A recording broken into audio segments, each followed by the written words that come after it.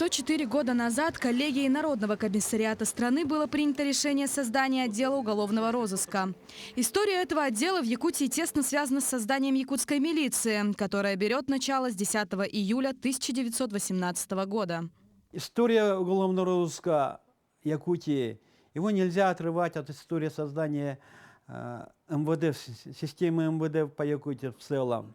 Но их отличается это преданность к своему делу, любовь к своему делу, это высокий профессионализм. Нисколько не понижая достоинства своих других служб, они особо выделялись своим отношением к работе, преданностью к работе.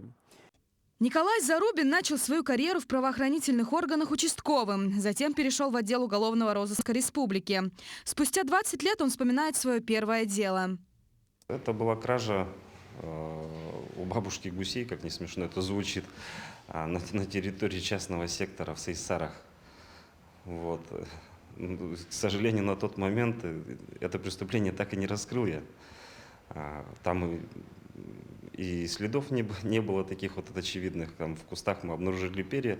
Конечно, были у нас разные предположения и догадки. И как бы сейчас смешно это ни звучало, именно с этого и началась моя карьера. Граждане, следящие за новостями, всегда могут быть в курсе тех или иных громких преступлений. А вот именно тех, кто ловит злоумышленников, практически всегда остаются неозвученными. Так, в 2019 году произошла дерзкая попытка ограбления банкомата в Институте мерзлотоведения в столице. Николай Зарубин стал одним из тех, кто раскрыл это дело в кратчайшие сроки. Мы его раскрыли в течение 2 суток.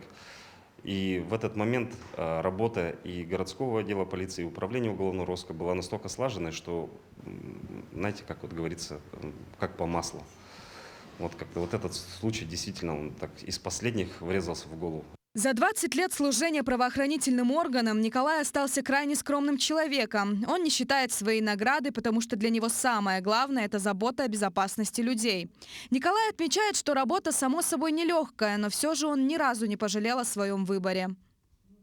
Вы знаете, здесь все-таки свой шарм, своя романтика. Ну и, во-первых, значимость, то, что ты приходишь на помощь людям в очень трудную минуту. Она как-то греет душу. Ну и самое главное, не дает самому как-то душой почерстветь. Успех каждого дела в редких случаях зависит только от одного сотрудника лично.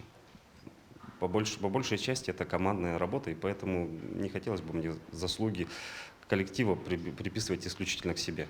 Благодаря таким сотрудникам, как Николай Зарубин, у жителей не только столицы, но и всей республики есть возможность жить, не беспокоясь о том, что их проблемы останутся незамеченными. Галина Чекурова, Георгий Григорьев, Якутск.